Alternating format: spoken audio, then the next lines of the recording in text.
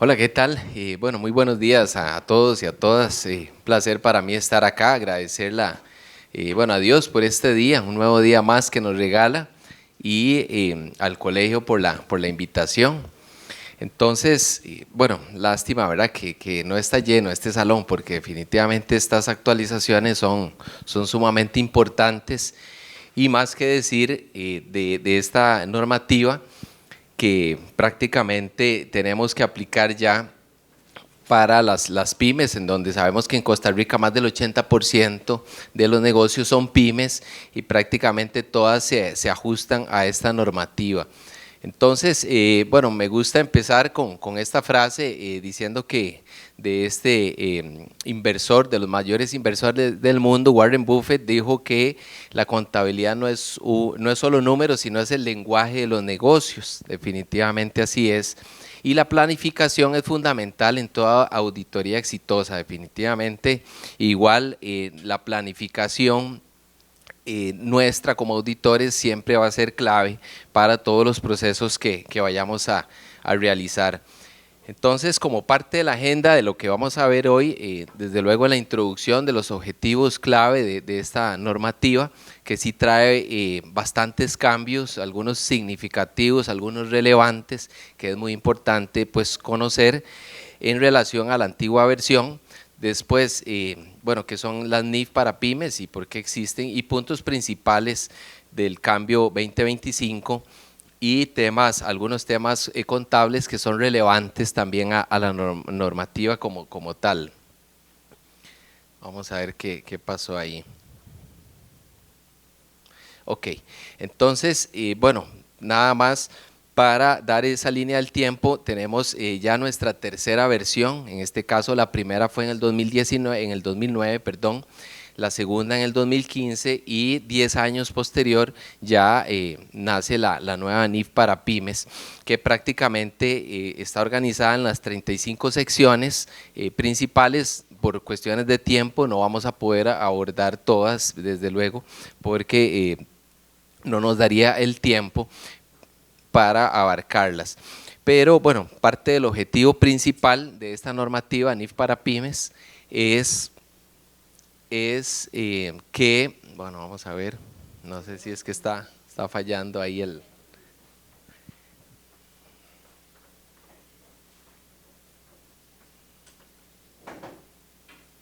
Ahí disculpe,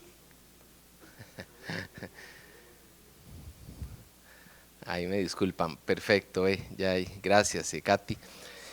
Sí, entonces esta NIF prácticamente está diseñada, como dice ahí, para entidades sin cotización pública y con información financiera orientada a usuarios externos como bancos, socios y autoridades competentes.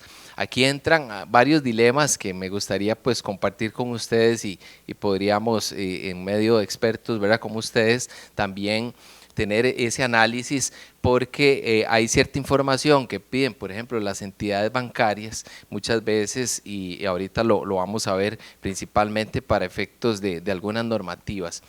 En cuanto a la actualización, bueno, tenemos cambios pequeños, algunos más drásticos, ¿verdad?, que otros, por ejemplo, como la sección 23, que ahora lo vamos a ver en relación a la última versión, regulaciones reveladas, que esto entonces, recordemos que el IASB prácticamente ha dicho que cada 3 años está planeando hacer modificaciones o actualizaciones constantes, ¿verdad?, en las normativas.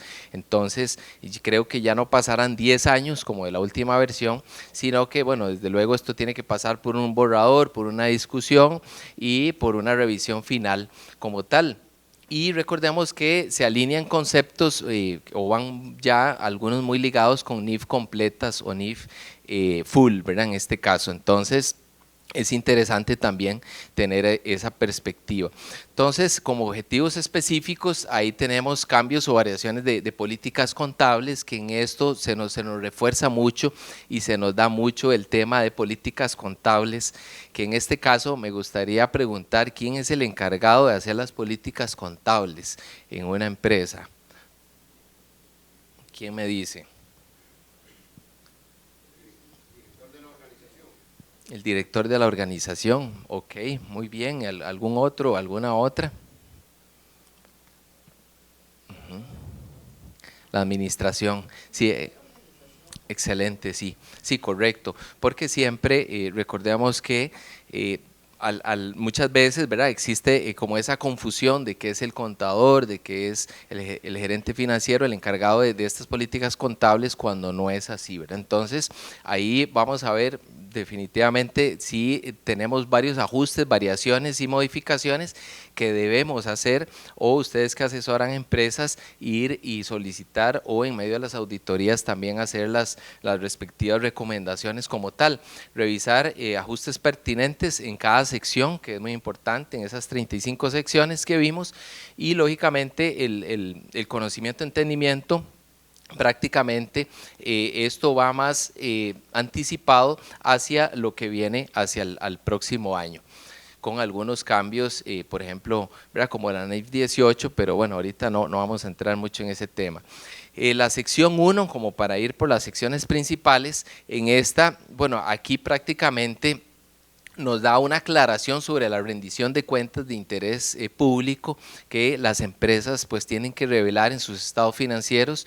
Recordemos distintos órganos, y lo que nos dice la norma es que mejora la delimitación y el alcance si la entidad cumple ese perfil para NIF Pymes. Entonces tenemos que tener esa claridad de que cumpla este perfil para NIF Pymes, y también en la sección 1 nos aclara el uso de estados financieros separados.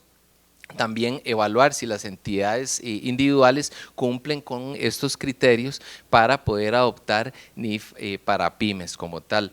Y en este caso la sección 1 lo que hizo fue mejorar la interpretación sistemática y actualizar las políticas contables.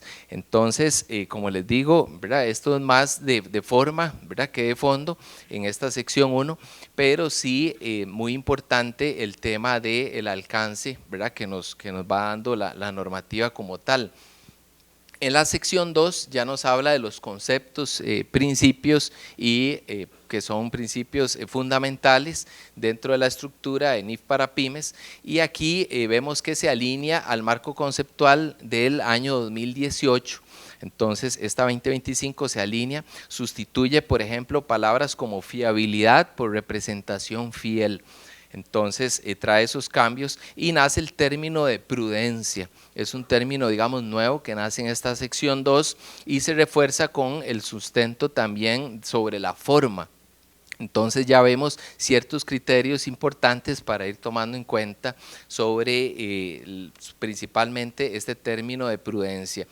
Y en el concepto de activos, ¿verdad? Nos habla también de obtener, ya sabemos que los activos son para obtener beneficios futuros como tal, pero cambia el nombre de recursos económicos futuros a derecho adquirido sobre un probable beneficio. Entonces existen esta variación también en cuanto a los activos o beneficios futuros.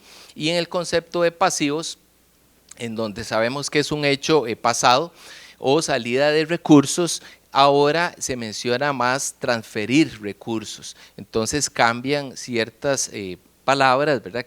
O el concepto que tenemos que tomar en cuenta en estos ¿verdad? Temas, digamos, de pasivos y activos como tal. En la presentación de estados financieros, que sería la sección 3 como tal, acá tenemos la presentación, que ya sabemos los 5 estados financieros, ¿verdad? Que nos obliga la normativa, consistencia. Lo interesante es que se da muy ligado a la consistencia de la NIC 1, y la NIC 1 en cierto modo, ¿verdad? Podríamos decir que va de salida porque entra la NIF 18.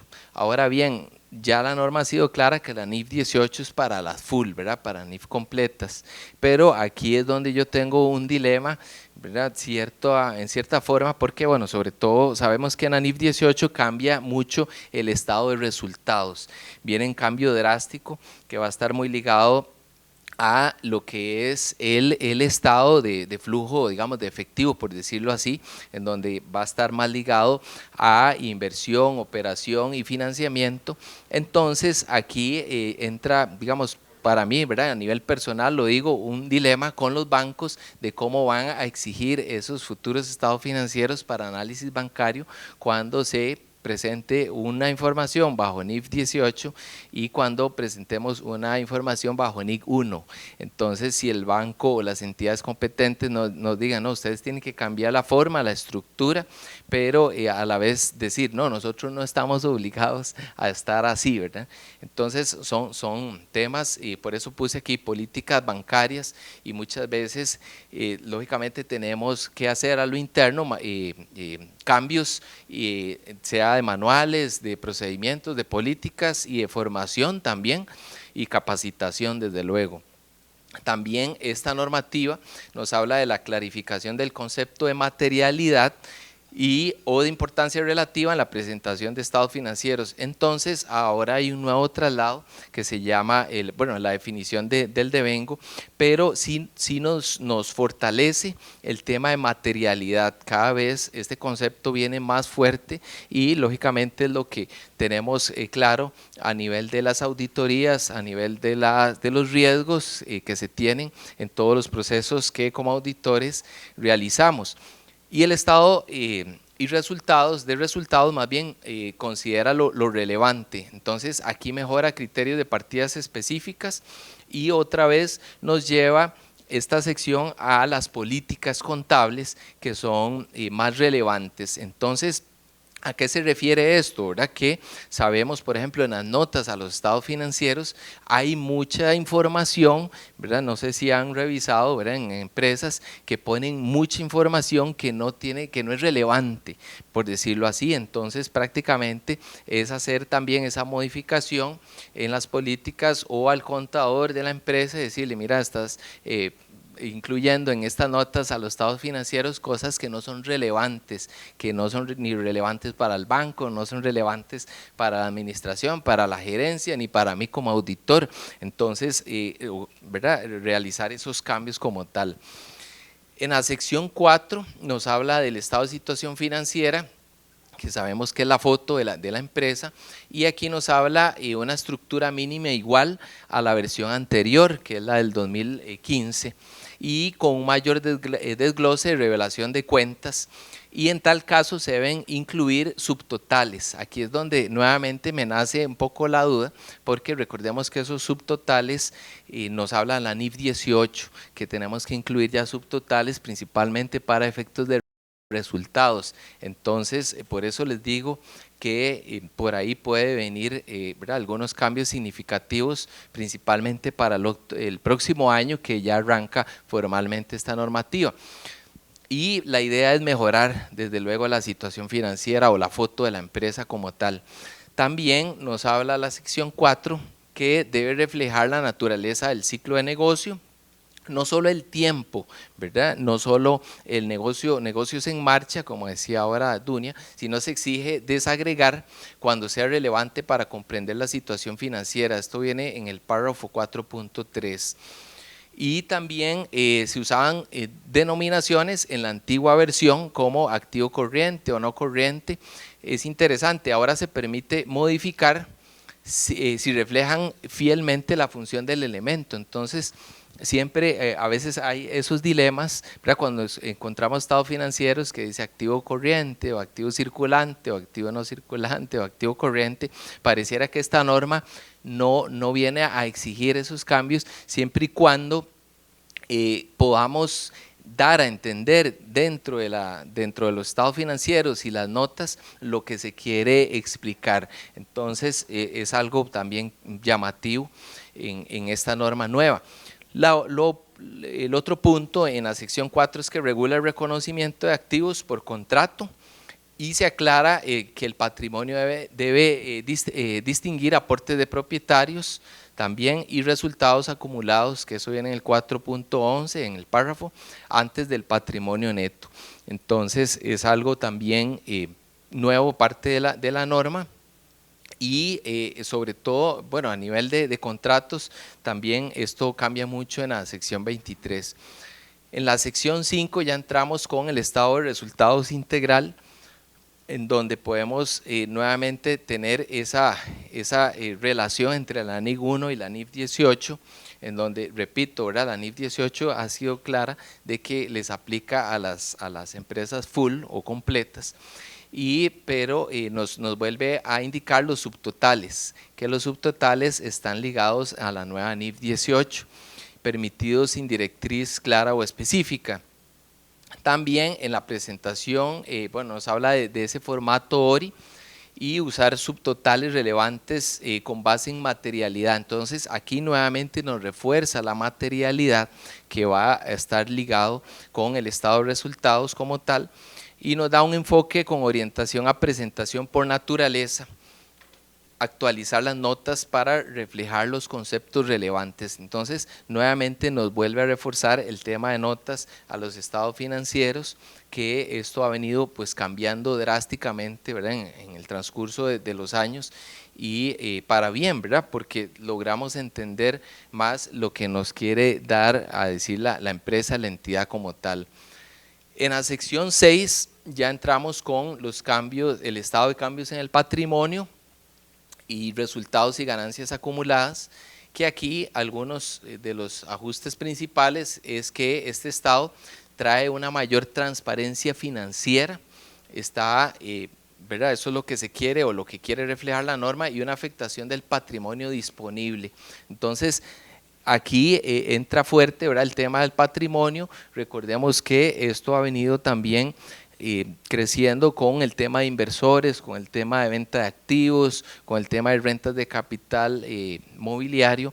Entonces hay un mayor, digamos, acercamiento o un mayor digamos, enfoque sobre el patrimonio e incorporar una nota si existen, por ejemplo, dividendos propuestos, nos indica la norma. Entonces es interesante también tomar en cuenta este punto. En cuanto a dividendos propuestos, debemos divulgarlos y también mantener una conciliación de saldos iniciales y finales con la estructura, que en algunos casos, ¿verdad?, de algunas revisiones he visto que no existe, ¿verdad?, esa conciliación. Entonces acá la norma nos refuerza nuevamente que estos saldos deben estar conciliados y aplicar desde luego en nuestro juicio profesional al revelar movimientos no rutinarios, y mejora la consistencia de la revelación, alineado esto con la sección 3 que acabamos de ver en ese aspecto, ¿verdad? Entonces, muy importante. Yo creo que, ¿verdad?, el estado de cambios en el patrimonio también es otro de los estados que ha venido, digamos, tomando esa fuerza. Y desde luego el flujo de efectivo, que esto, bueno, es la sección 7. Todavía, ¿verdad?, viene con mayor fuerza. Recordemos que después de la pandemia, como siempre digo yo, el estado de flujo de efectivo se ha vuelto como en el estado principal casi que de todas las empresas y entidades, y cada vez se le está dando, ¿verdad?, mayor relevancia. Entonces, en este caso, aquí tenemos que el estado de flujo de efectivo mejora en esta nueva NIF la trazabilidad, la transparencia, y trae un nuevo párrafo que requiere igual conciliar efectivo y equivalentes del estado de situación financiera. Bueno, yo creo que eso ya todos lo tenemos, ¿verdad?, muy claro, pero debemos realizar esa conciliación como tal. También nos permite esta sección 7 dar mayor información y divulgación de acuerdos con proveedores. Vean ustedes, esto es muy interesante, sean proveedores, sean terceros o bien una financiación implícita, se debe revelar. Entonces acá, como parte de las recomendaciones, es que en las notas a los estados financieros bajo esta sección se pueda dar esa explicación más clara, principalmente con terceros o principalmente con financiación, eventualmente con las operaciones o financiamientos que tenga la entidad, y se deben revelar como tal. ¿Qué piden, por ejemplo, los bancos ahora, verdad? Y bueno, todos, me imagino que ya muchos han entregado esta información. Entonces piden las tasas, piden el plazo, pide el monto del financiamiento, la moneda. Piden, ¿verdad?, todos los conceptos implícitos que van bajo esa financiación, y los intereses, ¿verdad?, deben estar lógicamente reflejados, si fueran bancarios, dentro de los estados financieros y demás. Y también hay una evaluación actual de incluir nuevamente hechos relevantes acorde a la NIC 7, ¿verdad?, que es la del flujo efectivo, que va ligado, digamos, con esta sección. Entonces, aquí nada más reforzar ¿verdad? Que tenemos la parte operativa, la inversión y financiamiento, pero todo va ligado bajo esta sección 7 como tal. La sección 8 ya nos habla de las notas justamente a los estados financieros. Con esta sección, digamos, terminamos todo el proceso de los 5 estados financieros o como algunos le llaman 4 más 1, ¿verdad? Entonces, aquí debemos reflejar igual la materialidad. Y es algo interesante, nos dice la norma que el orden de las notas puede variar. Entonces llama la atención que si usted quiere reflejar, por ejemplo, las inversiones al principio, en lugar de, por ejemplo, el efectivo, y ¿verdad? Como muchos lo hacen, usted lo puede hacer. Entonces puede hacer, digamos, variaciones en ese ejemplo, digamos, de forma o de fondo.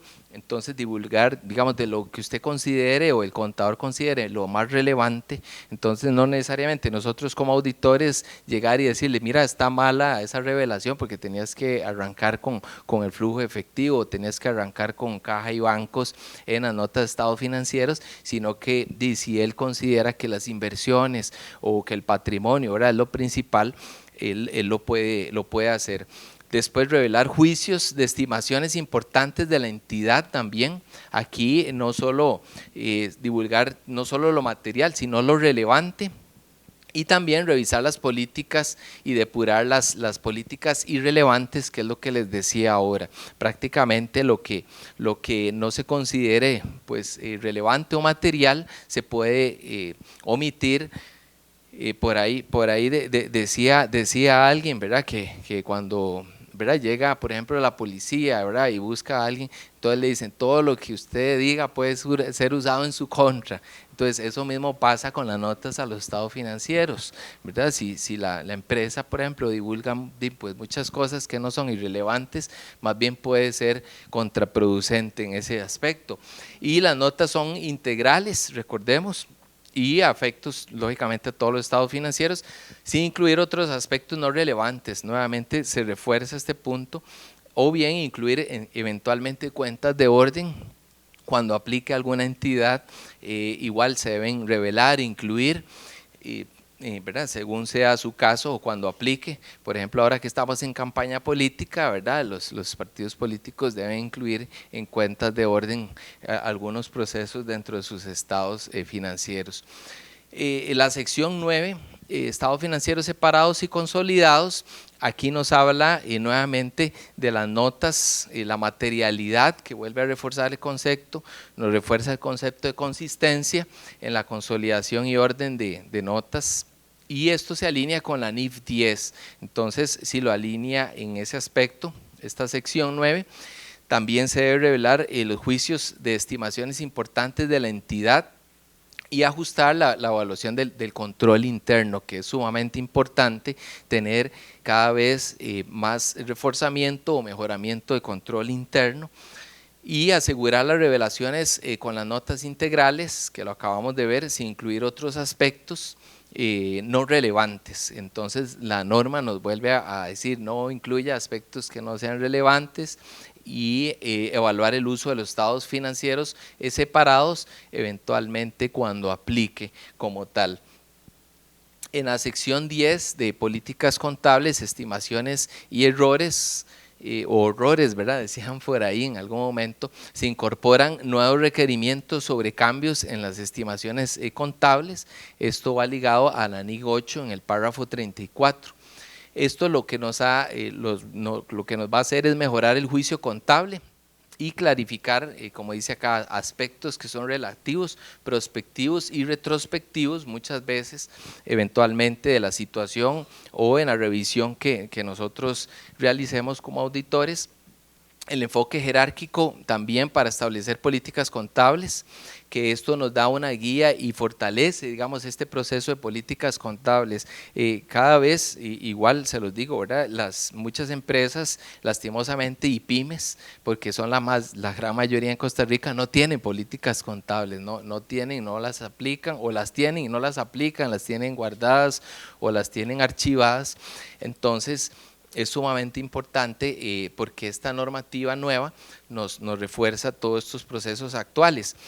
Y un cambio de política contable puede aplicarse prospectivamente, entonces mejorando la aplicación, y se recomienda documentar y el efecto del cambio. Entonces creo que es un buen momento, ¿verdad? Estamos arrancando el año, eventualmente ahora que están contratando auditorías y demás, es como un buen momento para decirle a las entidades, a los encargados, mira, es el momento de aplicar esta normativa, de aplicar los cambios de aquí en adelante, como yo digo, ¿verdad? Jocosamente, como decía José José, ya lo pasado, pasado, ¿verdad? Y de aquí en adelante vamos hacia el nuevo proceso y el nuevo ajuste contable. La sección 11 y 12 nos habla de los instrumentos financieros, que también ha tenido, ¿verdad?, mucha relevancia en las últimas instancias. La sección 11, por ejemplo, prioriza la simplicidad, eso nos dice la normativa nueva, evitando modelos complejos que no aporten valor a las pymes en este caso. Entonces aquí hablamos, por ejemplo, de la medición principal. Tenemos el costo amortizado ajustado, en este caso puede ser por intereses, pagos y deterioro, ¿verdad?, que nos indica esta sección 11.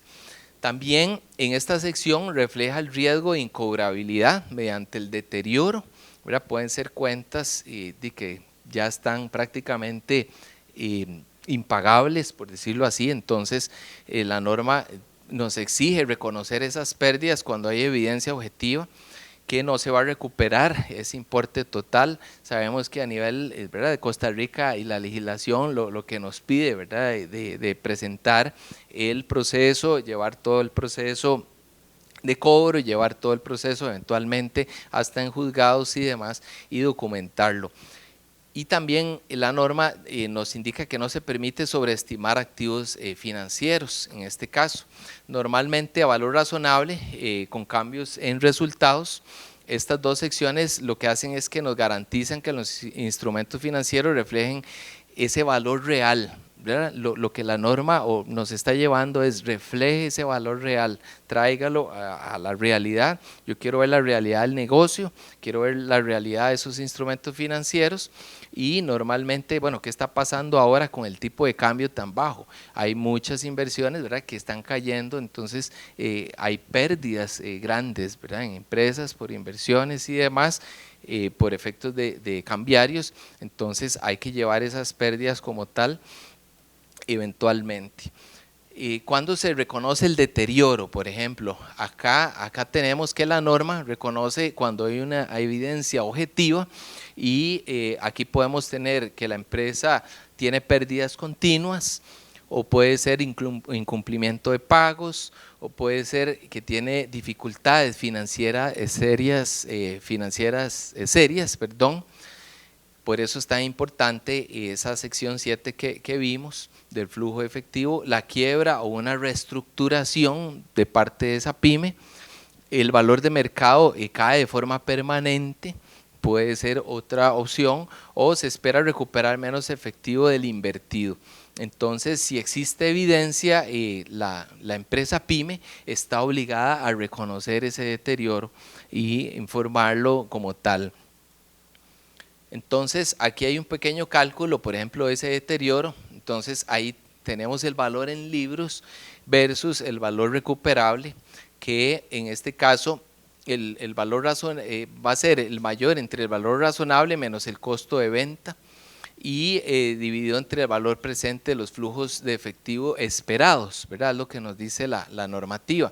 Entonces veamos el ejemplo. Si una empresa invierte $100,000 en otra sociedad, esa empresa pyme, entonces ahí tenemos claramente el valor en libros 100,000, pero el valor recuperable estimado nos da 65,000. Entonces tenemos un deterioro de esa inversión de $35,000. Prácticamente tenemos que hacer el asiento contable o revisar que el contador de la empresa haya registrado ese gasto por deterioro de inversiones, esos 35,000, y rebajando lógicamente la inversión que tiene la empresa. Entonces los efectos desde luego va a ser que reduzca la inversión del balance, también afecta la utilidad porque va a aumentar la pérdida en este caso, y lo que nos va a dar es una muestra real de la realidad financiera de esa inversión y de ese deterioro como tal. En la sección 13 ya nos habla de inventarios, que es otro de los puntos claves de muchas empresas. Bueno, todas las cuentas son importantes, pero inventarios, ¿verdad? Tiene su proceso especial. Entonces, en esta normativa nos habla de medición al menor entre el valor del costo y el valor neto realizable. También debemos garantizar que los inventarios no se sobrevaloren en los estados financieros y que los inventarios reflejen lo que realmente se espera recuperar, protegiendo la prudencia contable. Entonces, esto nos refuerza la normativa nueva. También nos refuerza que la aplicación de métodos de valoración simples y consistentes, lo que busca esta norma es claridad, ¿verdad? Lo que yo he estado leyendo, ¿verdad?, y analizando es eso, ¿verdad? Lo que se quiere es claridad sin complicar la gestión y el proceso y control contable, sino que los procesos sean lo más claro posibles, los instrumentos utilizados por la empresa sean claros y consistentes, y el reconocimiento de deterioro y pérdidas por obsolescencia también, que se da mucho sobre ajustes del valor neto realizable para evitar esas sobreestimaciones o estimaciones como tal. Entonces es parte también de esta sección 13 de inventarios. En la sección 16 nos habla de las propiedades de inversión.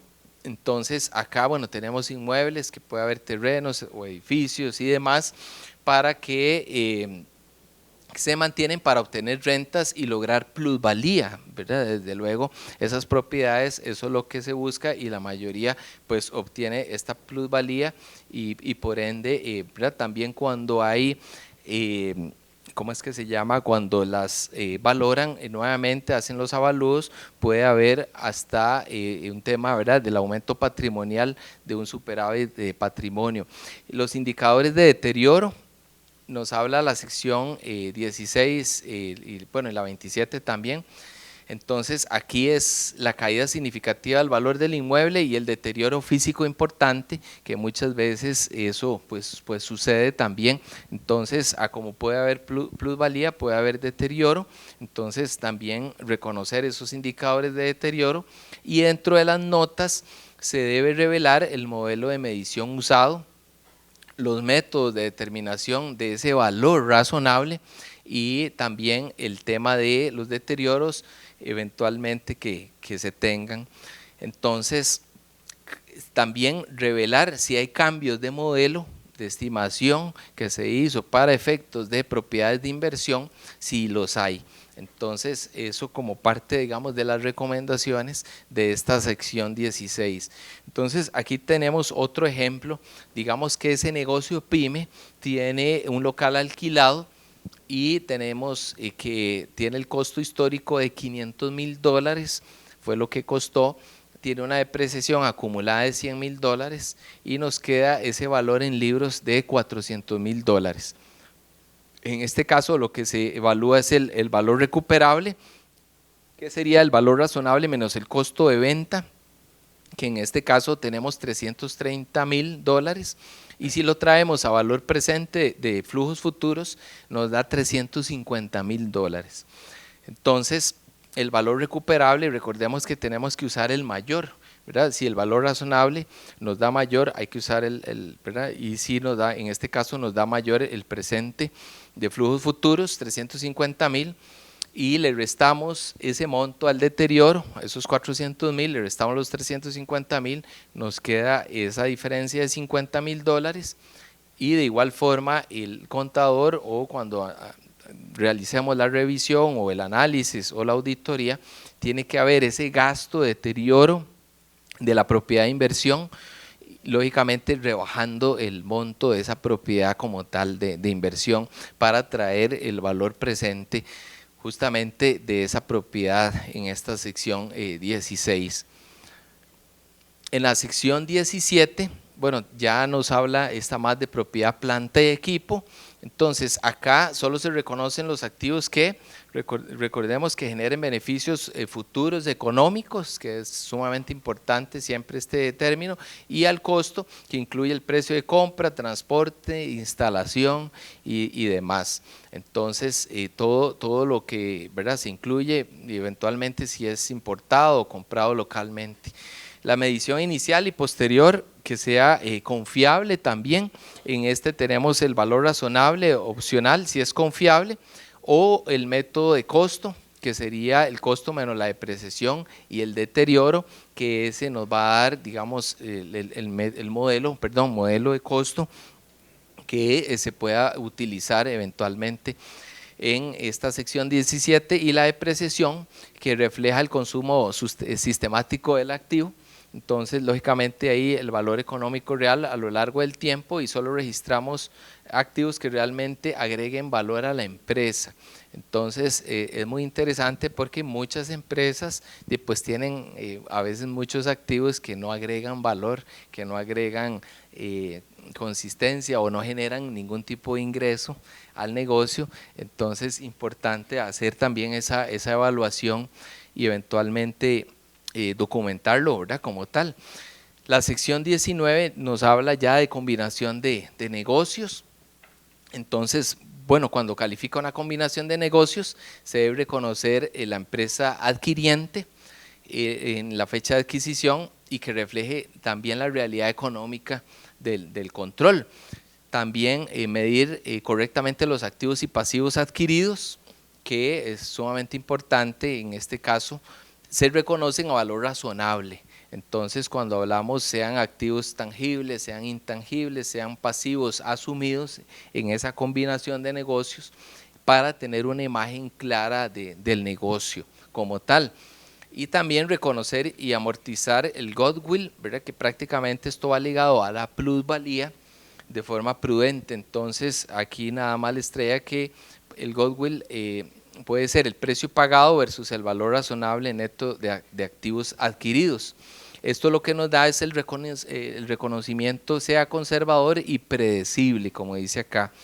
Acá es importante porque en este reconocimiento del goodwill puede entrar, por ejemplo, la marca de esa empresa, puede entrar la posición del mercado, puede entrar el logo, ¿verdad?, cosas que son prácticamente intangibles, que de acuerdo a la trayectoria, a los años que tenga esa pyme, ¿verdad?, que pueden marcar la diferencia en ese reconocimiento, esa plusvalía. O cuando una pyme tal vez decida vender sus acciones y decir, mira, yo quiero vender las acciones, pero ¿cuánto tengo que venderlas? ¿A qué precio? O quiero vender la empresa pyme, etcétera. En general, ¿verdad?, que la información, como dice aquí, debe ser forma clara, prudente y comprensible, principalmente para los usuarios de información financiera que no son contadores, ¿verdad? Muchos son de bancos, muchos son inversionistas, muchos son empresarios, y se necesita tener esa claridad. Yo creo que a nosotros no se nos es difícil, ¿verdad?, entender un estado de situación financiera o una combinación de negocios, pero a ellos sí. Entonces, que sea lo más claro posible. En la sección 23, esta es la que sufre más cambios de esta normativa, esta es la que trae, digamos, más modificaciones, por decirlo así. Entonces, aquí, pues, lógicamente reconocer los ingresos cuando se transfieran los riesgos y beneficios, cuando la transacción esté realizada, no cuando se cobra. Entonces, aquí nos aclara este punto de que el ingreso se reconoce cuando la transacción está realizada. En esta sección sí es muy importante hacer una valoración, por ejemplo, de todos los contratos con los clientes. Entonces, les pongo un ejemplo. Digamos, si una empresa brinda servicios de TI, ¿verdad?, a esa pyme, o más bien, o la pyme, pongámoslo al revés, brinda servicios de tecnología, pero también vende computadoras, pero también vende equipo de computación, también hace reparaciones de computadoras. Lo que nos dice la norma es que se debe esclarecer o se debe detallar cada servicio que se brinda. Entonces, eventualmente hay que revisar esos contratos, pero nosotros no somos abogados, somos contadores, auditores. Entonces, aquí entra en juego la administración, entra en juego la asesoría legal o la parte legal de la empresa, entra en juego la gerencia, y a veces eso es lo que cuesta, ¿verdad? Pero sí debemos ser claros de que esta sección 23 trae muchos cambios que se deben hacer a nivel de políticas contables, a nivel de cambios de contratos o adendum de contratos en ese sentido. También lo que nos dice la norma es que, bueno, miden los ingresos de forma confiable, prudente, y se miden a valor razonable, ajustado por descuentos, rebajas, devoluciones, incobrabilidad estimada, y evitar sobreestimar. Aquí también, bueno, llama bastante la atención ahora que en Costa Rica está muy fuerte la facturación electrónica, y que esto va ligado con CABIS también, que esto va ligado con códigos de actividad económica de las empresas. Entonces también debemos hacer un análisis de esa valoración de los CABIS, del código de actividad, que esté ligado con los contratos de los clientes, con los contratos como tal de ingresos, ¿verdad? Como debe ser. Entonces, hacer esa verificación y aplicar criterios simples según el tipo de transacción, sea venta de bienes, sea prestación de servicios, sea contratos de construcción, sean intereses, regalías y dividendos. Por ejemplo, con contratos de construcción, interesantemente, sabemos que muchas empresas que dan llave en mano, entonces hacen, no sé, la factura hasta el final, por ejemplo, ya cuando se realiza toda la transacción. Entonces, lo que nos dice la normativa, ¿verdad?, o esta sección, es que se debe hacer contratos por desembolsos, ¿verdad?, o adelantos. Entonces ahí cambia un poquito la dinámica de estos negocios de construcción, que normalmente, ¿verdad?, tiene una dinámica a veces un poco distinta, porque puede ser que en un año, ¿verdad?, como me pasó a mí en una revisión en algún momento, que yo fui y revisé una empresa así y tenía pérdidas gigantescas, pero era porque se registró todos los costos, todos los gastos de la operación en un periodo. Entonces, por ejemplo, ese periodo se cerró en diciembre, un ejemplo, y en enero facturaron todo, ¿verdad?, todo el ingreso. Entonces, lógicamente, pues esa empresa tenía pérdidas grandísimas. Entonces, lo que la norma nos dice, ¿verdad?, es llevar a la prudencia, llevar a la realidad económica de ese negocio. No es que ese negocio tenga pérdidas gigantescas, sino que hubo un mal tratamiento contable en ese aspecto. Y desde luego reglas claras y prácticas para cada tipo de ingreso, como les decía. Entonces, yo creo que esta sí es una de las secciones que más cambia, que más nos impacta de la última versión, que debemos hacer un análisis de las políticas de cada empresa como tal. Entonces, bueno, como les decía, bueno, estas son las secciones que yo les traía de esta NIF para pymes. En este caso, aquí están las 35, ¿verdad?, que nada más las voy a mencionar, ¿verdad? Muchas de ellas ya las vimos. Entonces, pequeñas y medianas entidades, nos habla de la sección 1, la sección 2 nos habla de conceptos y principios generales, la sección 3 de presentación de estados financieros, que cada vez esto toma más fuerza a nivel, por ejemplo, bancario, a nivel de líneas de crédito, a nivel de operaciones, de inversiones, de cambios, ¿verdad?, de estructuras, de venta también de acciones, de venta de empresas. Entonces, definitivamente, cada vez la presentación es fundamental. En la sección 4 ya nos enfoca el estado de situación financiera o la foto de la empresa, el estado de resultados integrales en la sección 5, en la 6 cambios en el patrimonio, que también lo vimos, y de las más importantes, el estado de flujo de efectivo, que como les digo, cada vez es de los más importantes. Y creo que con la NIF 18, ¿verdad?, todavía más. Notas a los estados financieros en la 8, en la 9 estados financieros consolidados y separados, y en la 10 políticas y estimaciones y errores. La 11 nos habla de los instrumentos financieros, que también lo vimos. La 12 también habla de otros instrumentos financieros. 13 inventarios, 14 inversiones en asociadas, el 15 inversiones en negocios conjuntos, la 16 lo vimos, propiedades de inversión, la 17 lo vimos de propiedad, planta y equipo, la 18 ya está más enfocada en activos intangibles distintos a la plusvalía, y la 19 la combinación de negocios y plusvalía. En la 20 es interesante, ¿verdad? Porque acá nos menciona los arrendamientos, pero esta no está muy ligada, por ejemplo, con la NIF 16, que es la de arrendamientos. Entonces, ¿verdad? En ese caso llama un poquito la atención ahí. La 21, provisiones y contingencias, que esto es, ¿verdad?, sumamente importante también. Pasivo y patrimonio, ingresos a actividades ordinarias, subvenciones de gobierno, costo por préstamos, la 25, la 26, pagos basados en acciones.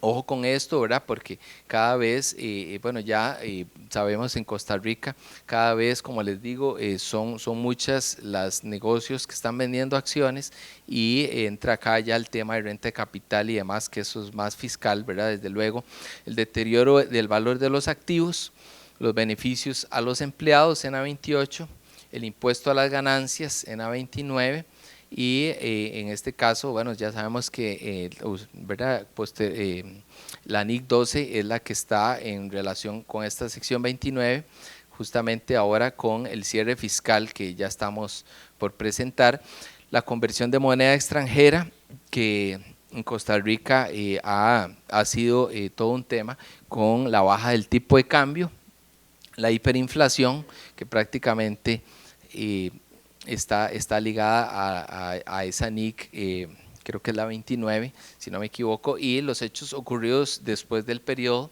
en la 32, la 33, información a revelar sobre partes relacionadas, la 34 nos habla de actividades especializadas, y la 35 nos habla de la transición a la NIF hacia las empresas pymes. Entonces, digamos, estas son las 35 secciones, que es muy importante. Bueno, hoy, ¿verdad?, por lo menos los que no ya las habían visto, genial, y si no, ahí les queda para ese análisis, para esa revisión, para revisar esas políticas, sea en la empresa donde trabajan o, ¿verdad?, la auditoría que se realice y demás, porque sí hay cambios significativos, importantes, y de cuidado, ¿verdad?, de prudencia, como decíamos ahí. Entonces, yo creo que, vea qué puntual yo, profe. Ya, yo creo que con esto, el hambre, dice don Carlos. No, y qué gusto ver aquí a profesionales, a profes también y todo. Entonces, yo creo que esto nos lleva a esa actualización, como se llama la jornada, actualización tributaria, ¿verdad? Como auditores, la importancia de cada detalle, de cada revisión. Entonces, bueno, primero agradecerles la atención, agradecerles, no sé si hay alguna pregunta, alguna consulta o algún comentario o alguna experiencia también en relación. A mí me gusta mucho hablar, digamos, del tema fiscal y el tema, por ejemplo, de bancario, ¿verdad? Siempre me gusta mencionarlo porque son como la acera del frente, ¿verdad? Entonces muchas veces los bancos piden cosas que no les aplica a la NIF para pymes, y entonces como nosotros, ¿verdad?, poder darle a entender que no, pero por políticas bancarias ellos lo piden, y cosas así, ¿verdad? Yo creo que nos vamos a topar siempre mucho con estos temas. Entonces no sé si todo quedó bastante claro.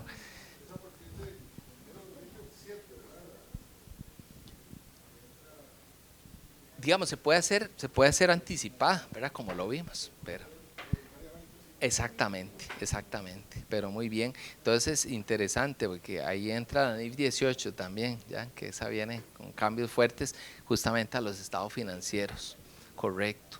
Entonces, que nuevamente, repito, no les aplicaría, pero yo tengo mis dudas a nivel personal que le van a pedir esa estructura a las pymes. Acá preguntar a los bancos cada situación si aplica o no aplica. Yo diría que sería bueno empezar a aplicar desde ya para que sean comparativos los estados financieros en el 2027. Es un buen punto. Eso sería lo óptimo. Una recomendación. ¿Verdad? Sí, por la comparabilidad. Excelente. Sí, sí, totalmente de acuerdo.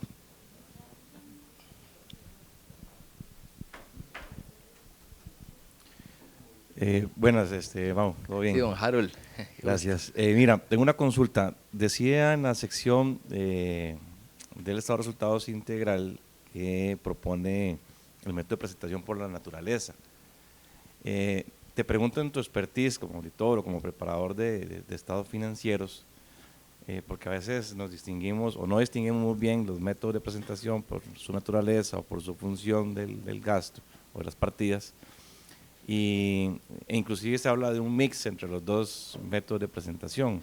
Entonces quería, más que la parte técnica de la norma, la parte realidad, ¿no? De cómo has visto, cómo has observado dentro de tus proyectos de auditoría o de preparación de estados financieros o asesorías, cómo lo están haciendo actualmente. Sí, sí, excelente, don Harold. Sí, bueno, un excelente punto. Bueno, vamos a ver la estructura.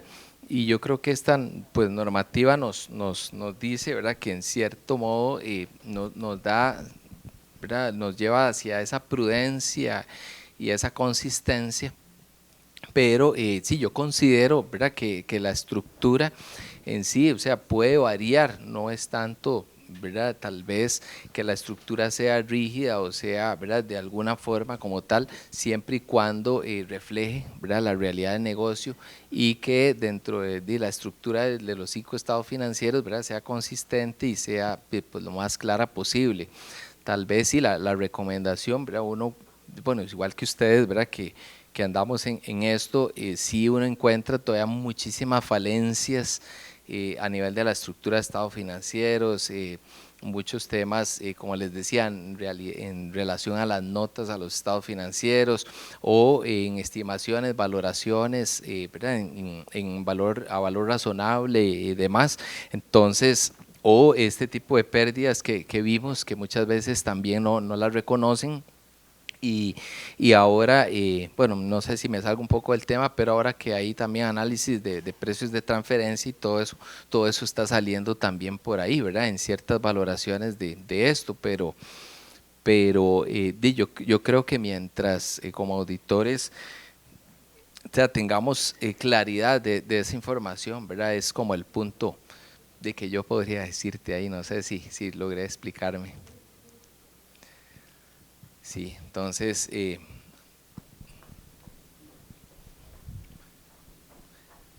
Sí, creo que al inicio comentabas que algo de la esencia sobre la forma, y aunque usted lo dijo un poco rápido, pero creo que es importante que nos detengamos ahí, porque más allá de la forma que tenga un estado financiero, es identificar la esencia del negocio y ver cuáles son las partidas importantes para que podamos entonces reflejar aquello que de acuerdo con el auditor o la política contable se deba reflejar en los informes. Excelente. Excelente, sí, excelente punto. Sí, y tal vez algo importante, ¿verdad?, ligado a esto, de nuevamente nos refuerza las políticas contables que muchísimas empresas ni las llevan, ni las hacen, ni demás. Entonces, que sí es sumamente importante que las tengan primero, que las realicen y que las ajusten eventualmente bajo estas nuevas secciones de las pymes, ¿verdad? Entonces, ahí, bueno, les dejo dos frases, ¿verdad? El pensamiento está libre de impuestos. Yo creo que lo único que no tiene impuestos, dijo, ¿verdad?, Martín Lutero. Y un buen líder no se jubila nunca de sus convicciones. Así que como auditores, ¿verdad?, entonces somos buenos líderes en ese aspecto. Entonces, no, agradecerles el tiempo, el espacio y también pues felicitarlos, ¿verdad?, de estar acá, porque cada actualización es importante, ¿verdad, profe? Sí, no, muchas gracias a usted.